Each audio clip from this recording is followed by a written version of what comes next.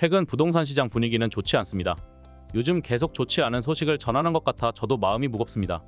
누군가에게는 집값이 떨어지는 게 반가운 소식일 수도 있겠지만 집을 가지고 있는 분들에게는 정말 어려운 시간이 될 것 같습니다. 본격적으로 알아보기 앞서 구독과 좋아요 부탁드립니다. 서울 아파트 매매 시장이 정말 차갑게 식었습니다. 거래량이 크게 줄어들고 매물이 계속 쌓이고 있습니다. 지방은 서울보다 먼저 차갑게 식어버렸고 이제는 서울마저 거래 절벽 조짐을 보이고 있습니다. 문제는 지금 같은 상황이 일시적인 현상이 아니라 장기간 이어질 가능성이 크다는 점입니다. 2023년 상반기만 해도 집값이 반등하는 것 같은 모습이 있었는데 지금은 분위기가 완전히 다릅니다. 2022년 폭락했던 집값의 여파로 실수요자들이 일시적으로 많이 매수에 나섰고 급매물도 많이 나왔었습니다. 지금은 급매물이 많이 빠지고 실수요자 매물도 거의 소화되어 관망하는 사람들이 많습니다. 매물은 계속 늘어나는데 소화가 되지 않습니다. 집을 팔려는 사람들이 좀 더 조급한 모양새입니다.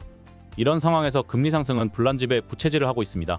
상반기 때 소폭 하락했던 주담대의 금리는 다시 7%까지 오르면서 거래량을 줄이는데 큰 영향을 주고 있습니다. 대출이 어려워지면서 매매보다는 전세로 몰리는 현상도 보입니다. 전세로 몰리다 보니 전세 가격은 소폭 상승했습니다. 매도자들은 가격을 방어하고 싶어하고 매수자는 관망하며 서로 힘겨루기를 하는 모습입니다. 서울 아파트 매물을 보면 현재 약 7만 6천여 건으로 집계되고 있는데 한 달 전과 비교해보면 약 1만 건 정도 늘어났습니다. 공급은 계속 늘어나는데 수요는 늘어나지 않습니다. 이런 상황에서도 집주인들은 호가를 낮추지 않은 채 버티고 있고 매수자들은 시세보다 저렴하게 나온 급매물이 아닌 이상 움직이지 않습니다. 아직 폭락하는 상황까지는 아니지만 적어도 상승 동력은 완전히 상실한 모습입니다. 서울 아파트값 상승세도 멈췄습니다. 국토교통부 실거래가 자료를 분석해보면 수치상으로도 9월부터 상승거래 비중은 줄어들고 하락거래 비중은 늘어나고 있습니다. 이제 본격적인 하락세로 전환하는 건 시간 문제로 보입니다. 그런데 만약 집값이 하락한다면 어느 정도나 하락할까요? 2021년 워낙 아파트 가격이 많이 올라서 그 이전의 가격만큼 돌아가는 걸 원하시는 분들도 있을 것 같습니다. 하지만 사실 단기간에 큰 폭의 하락은 많은 혼란을 야기할 수 있습니다. 실제로 그런 조짐을 보인다면 정부에서는 할 수 있는 모든 수단을 동원해서 하락을 막으려고 할 것입니다. 집을 가진 사람들의 재산을 지키는 것도 중요한 일이기 때문입니다.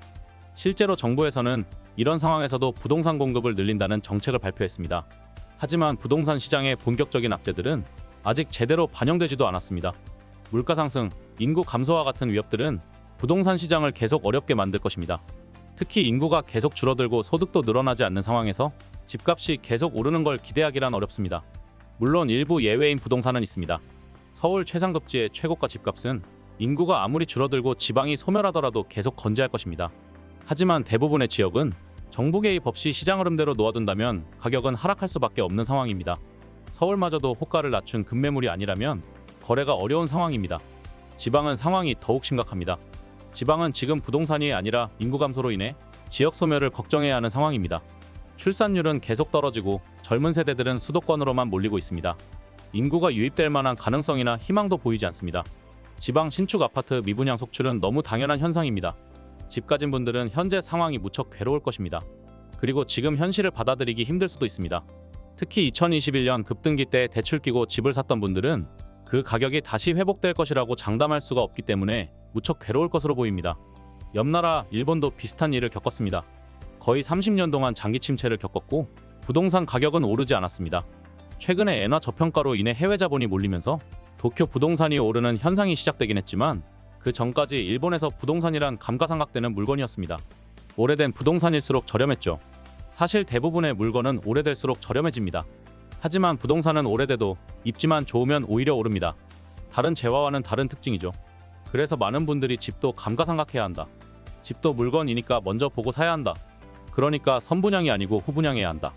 이런 주장들을 많이 하고 있죠. 또 우리나라 집값이 더 떨어져야 한다고 말하는 분들도 많이 있습니다. 흔히 반토막 나야 한다고 말을 많이 합니다. 그런데 진짜 집값이 반토막 나면 어떻게 될까요? 예를 들어 15억짜리 집을 사는데 10억을 대출했다고 가정해보겠습니다. 집값이 반토막 나면 7억 5천만 원이 되겠죠. 그럼 집을 팔아도 빚을 2억 5천만 원 안고 살게 됩니다. 말 그대로 벼락거지가 되어버리는 거죠. 이게 말은 쉽지만 진짜 이런 일이 벌어지면 사회적으로 큰 문제가 됩니다. 우리나라 사람들은 대부분 부동산이 자산에서 가장 큰 비중을 차지합니다. 그런데 이 자산이 줄어들면 정말 상상도 못할 큰 충격을 받게 될 것입니다. 그래서 정부에서는 집값이 급락하면 개입해서 여러 가지 정책으로 급락을 막습니다. 반대로 급등할 경우에도 집값을 잡기 위해 애를 쓰죠. 정부 입장에서는 집값이 급등하지 않고 적정선을 유지하는 게 가장 좋은 그림입니다. 물론 정부의 정책은 미봉책일 가능성이 큽니다. 시장이라는 커다란 물줄기를 막기란 무척 어려운 일입니다.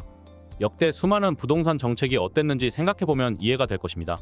그래서 시장의 대세 흐름을 읽는 눈이 필요합니다. 시장이 어떤 흐름으로 가는지 분석해야 합니다. 현재 집을 가지고 있든 또는 무주택자든 이 상황을 냉정하게 보고 받아들여야 합니다. 그리고 현재는 집주인들에게 매우 고통스러운 상황입니다. 시장이 아무리 어렵다고 해도 호가를 낮추는 건 정말 어려운 일입니다. 저라도 쉽게 하지 못할 것 같습니다. 순식간에 정말 벼락거지가 될 수도 있으니까요. 하지만 시장의 상황은 점점 굳어가고 있습니다. 정부의 개입은 한계가 있을 수밖에 없습니다. 매물이 쌓이고 거래량이 줄어드는 건 명백한 현상입니다. 괴롭지만 현실을 직면해야 합니다. 부디 객관적이고 냉정하고 빠른 판단으로 여러분의 재산을 지키시기를 바랍니다. 이번 영상은 여기까지입니다. 구독과 좋아요는 영상 제작에 큰 힘이 됩니다. 또 다른 영상으로 찾아오겠습니다. 감사합니다.